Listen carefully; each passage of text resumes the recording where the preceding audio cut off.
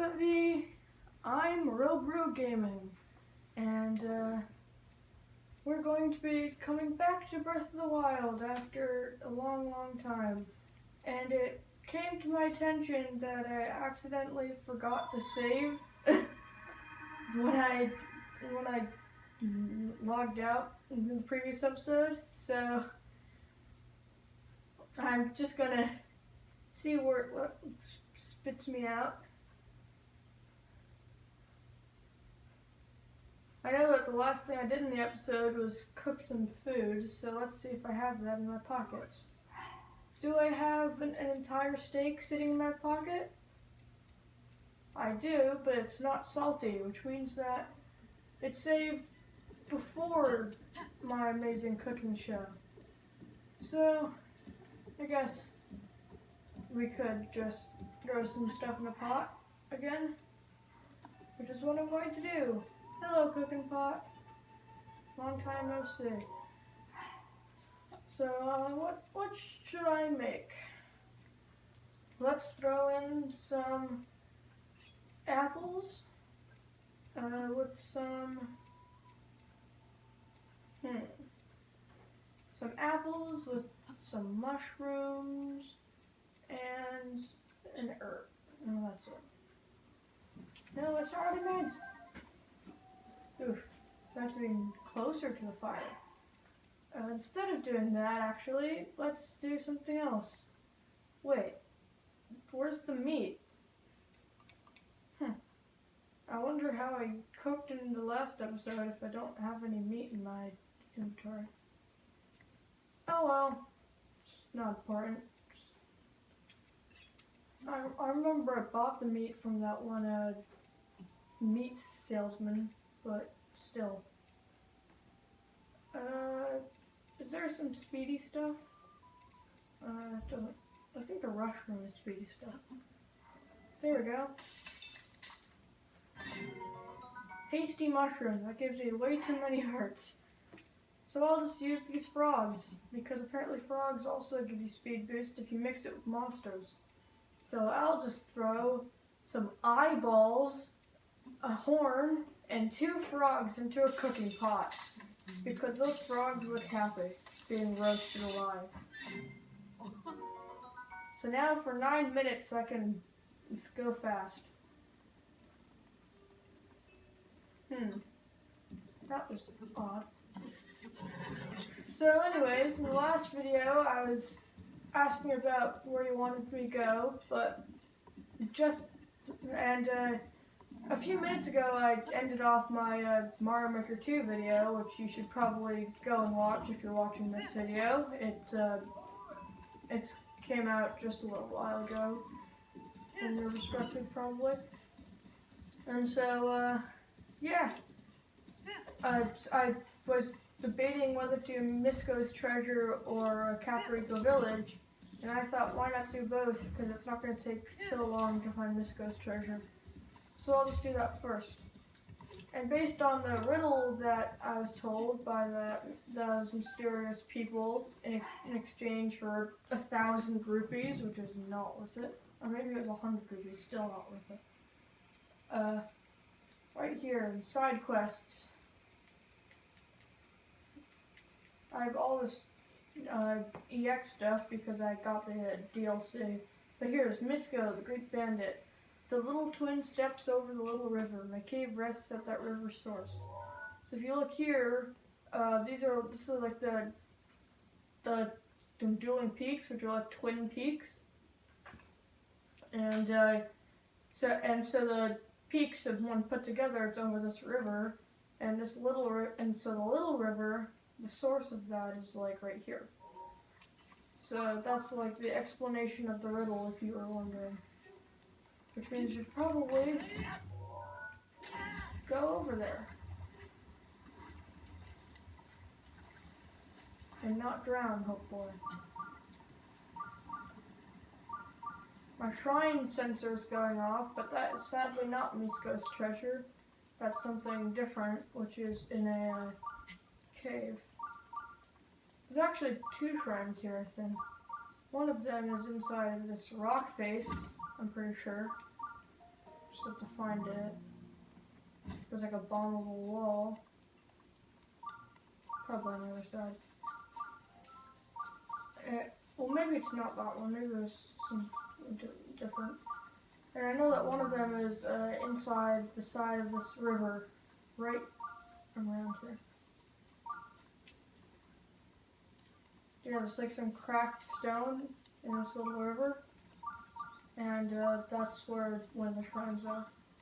But that's not where we're going, because what we want to do is go to the river's source, which is at the top of this small waterfall.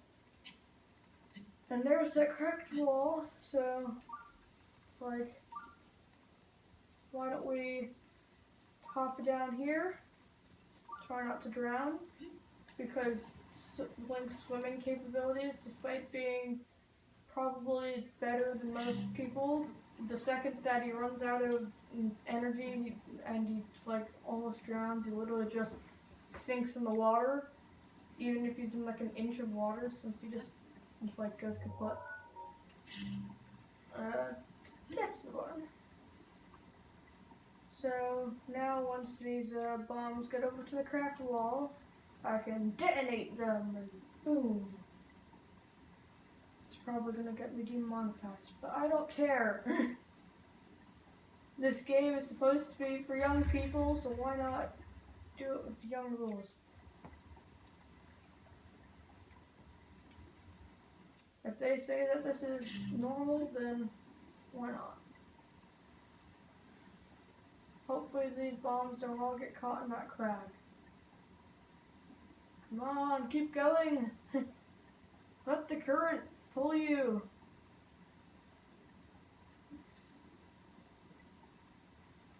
And 3, 2, 1... Made it. And now let's go in. And there's the shrine. Because there's almost no caves in this world, you would almost never notice it. But in these small caves that actually do exist, if you come in here when it starts raining, it'll actually be raining in the cave. Because they never really programmed like what would happen if it was raining in a cave, since it almost never happens that you're in a cave, since they didn't really put that much spelunking in this game. So now we're going to come up here and just rest on this crack in the wall, because that's something you can do. So like, you ever thought of just setting up camp on the side of a cliff? Well, now you can in Breath of the Wild. For the low price of like your life, you can go on a rock face. And the second I fall in that water, I am dead. Yay, I didn't die. The water's just like up to my head. And of course Link can still breathe. But the second he gets any deeper, all of a sudden he's swimming and he stays swimming. It's like I can walk in this little area, but then it just starts forcing me to swim. Even when I go back. Anyways, hey look, nuts. Everything's nuts. And later on in the game, it would be so much easier to get up this waterfall, but we're not later on in the game. We're early on in the game. Which means that we should have no problem easily finding our way. There's a lot of silent shrooms, probably wanting us to keep quiet about the treasure, but no one. Well, at least this Korok thinks it's funny. Now I'm just gonna drop a rock on your head, because you're not funny yourself, Korok. Now it's time to climb up this rock face. Up to the river's source we go.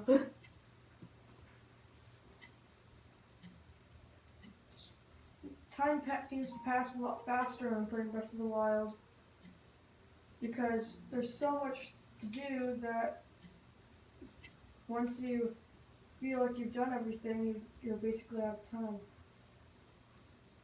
Don't want to slide.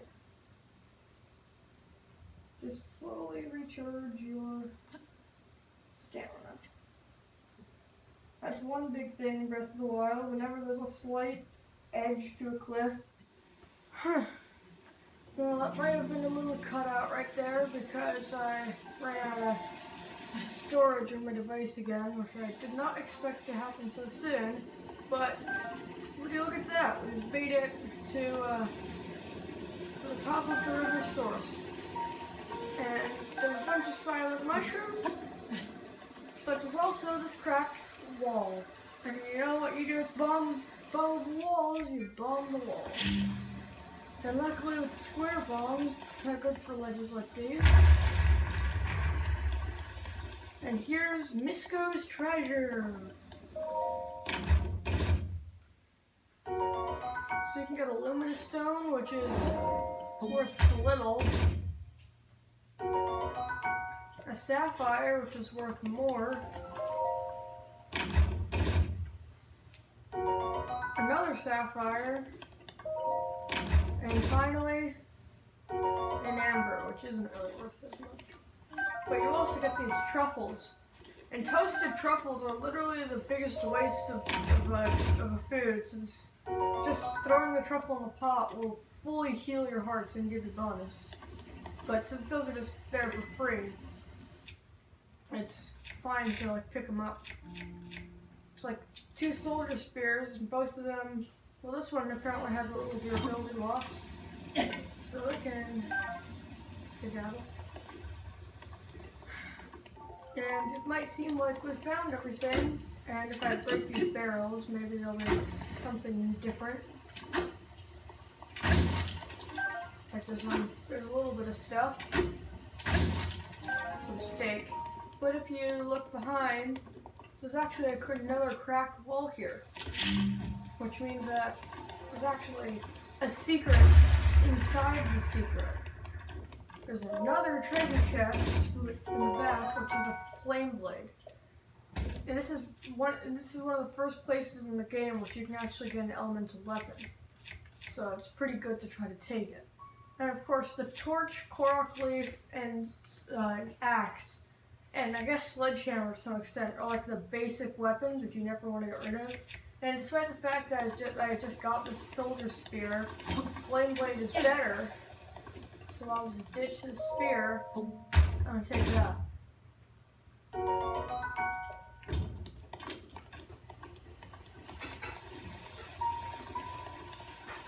You know what?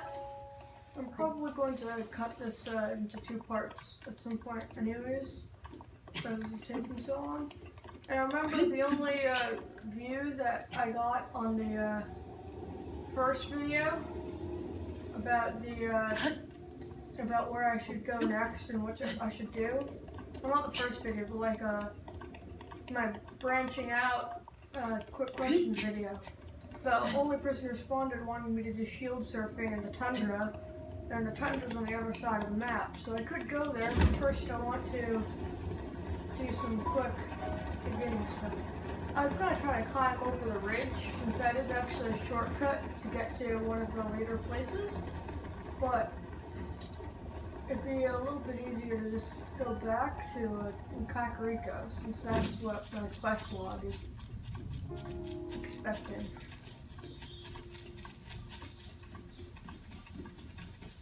And of course you can surf on any surface, like this grass. I could theoretically shield surf down, but it's like the only surfaces that are best for shield surfing are snow and sand. If you surf on snow and sand, you don't actually lose durability on your shield, and you slide a lot easier. But if you surf on grass, it's you start to lose durability, and you also don't go as fast. And of course, when it's raining, that makes the grass wet, which actually makes you able to slide more over using the shield. But it still uses durability, and also it stops you from being able to climb. So it's really more of a problem than a solution. Is this a mistake? Probably. Do I regret it? No. There we go. So if you look on the mini map on the side, you can see my horses over here. So just come over to grab them. Here you are, little fella.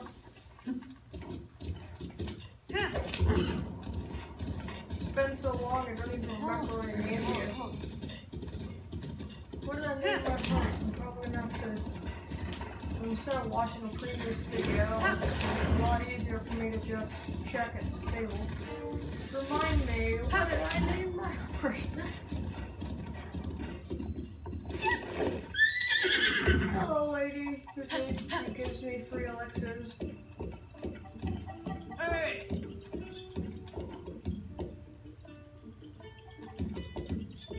Hello. You look like twins.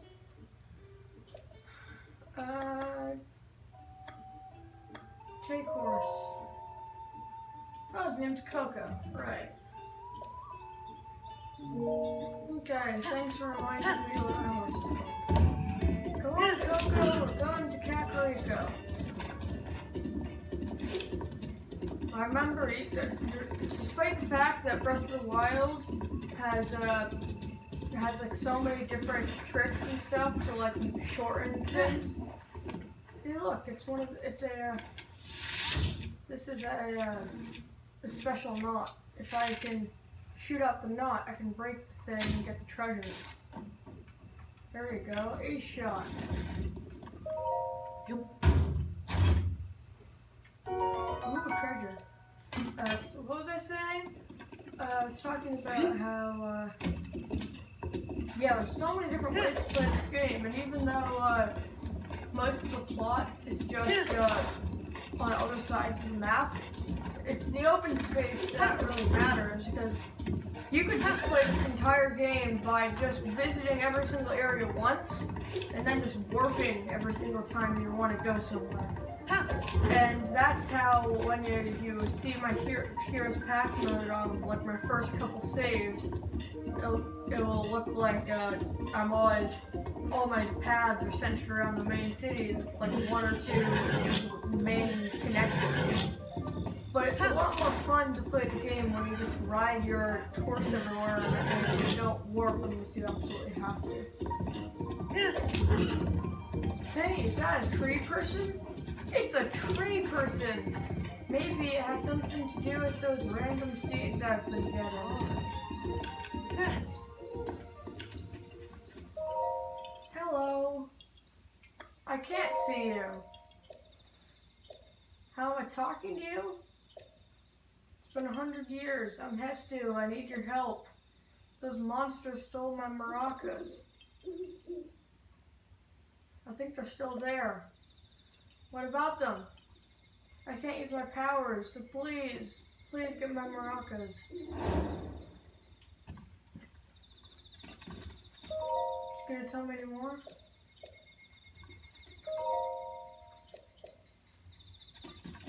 So basically, what Hestu is that with these random Korok seed things, I have 3 of them. Apparently she uses those to rattle her maracas, and she can use them for inventory expansion. So if you want to get more than just, 4 shield slots, then that's how you do it. But I've actually, on one of my saves, I was trying to play through the whole entire game without giving Hestu his maracas. What you can actually do, it's just a little bit difficult. Which is why I was actually... You know what? If you guys want me to play through this game without giving Hestu his maracas, then comment down below. And if no one comments, then I'll just give Hestu his maracas. But if anyone comments for that challenge, then I'll happily try it. Because I've done it before.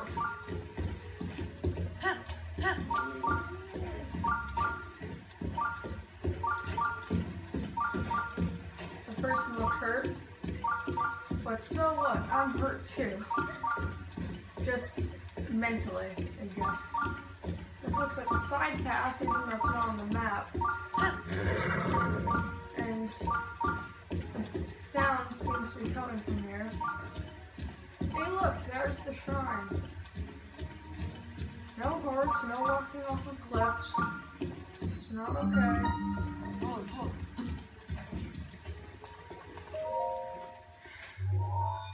So like I said, there's always a shrine strategically placed near every single population center in this game. But I try my best to not use shrines as much as possible. Because it takes away from the game if you just like warp everywhere. Though it is faster to just shrine warp. So that's another thing too. If any of you guys want me to do this game without warping, I can do that. And if any of you just want me to just do it normally, I could do that too. It's funny how my horse's hair blows in the wind like that, but he never actually flips over. I wonder if there's a way to actually get my horse's hair to flip to the other side, or if it's just constantly stuck on in like a wavy path. Anyways, it's time to annoy these guys by jumping around and then walking down the other way. Ready? Seriously? Got wet problems now? Hello. Who are you? How dare you trespass? Is that a Sheikah slate? But that means you're not possible. I mean, it's not possible, but they think that I'm not possible either. They've heard the legends, so you're fine. So it's okay that I jumped over without your permission. Sure. Okay. Who are you? A man? Is that? It's a Sheikah slate. Are you the hero? What was his name? Link? It's not that I forgot. I'm just bad at speaking. Your name is Paya. Okay. This seems like an uncomfortable character. I'm just gonna come and go. And there's supposed to be voice acting for this, but it's a little bit broken because of TV controls.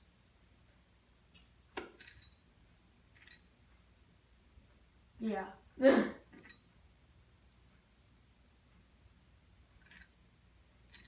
I would say what she's trying to say, but I just don't feel like it.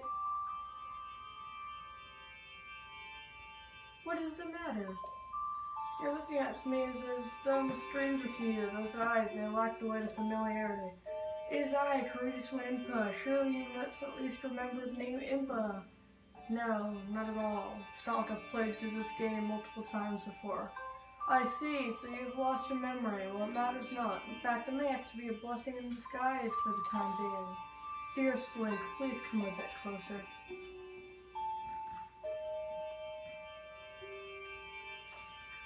A 100 years ago. Yes, 100 years ago. How do you matter?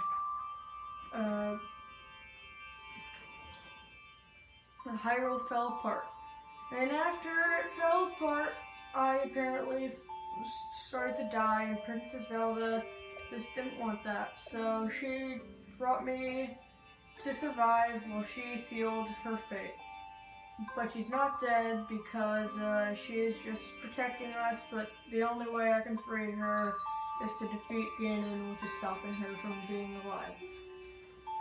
So she left me some words which she wanted to tell me, and I must be prepared to risk my life if I hear those words. So I'm not allowed to, so I'm supposed to listen to the words, which is just like, okay. And she's complaining that I need the memories, but I can't get the memories without hearing the words first. So basically, I could just leave and live a normal life, shield surfing across Hyrule. Or, if I wanted, I could listen to the words and actually do something. Well, you know what? I think that this video has gotten plenty long, and I've already asked enough questions, so I'll leave that decision up to you. So, how about in the next episode, I'll do what you guys tell me to do in the comments section. So if you guys want me to give Hestu his maracas, or if you guys want me to talk to Impa first or explore other places, or if you want me to try to take an alternate path, then just comment down below what you want me to do, and I read every comment, and I'll do what you guys want me to do in Breath of the Wild. Peace out.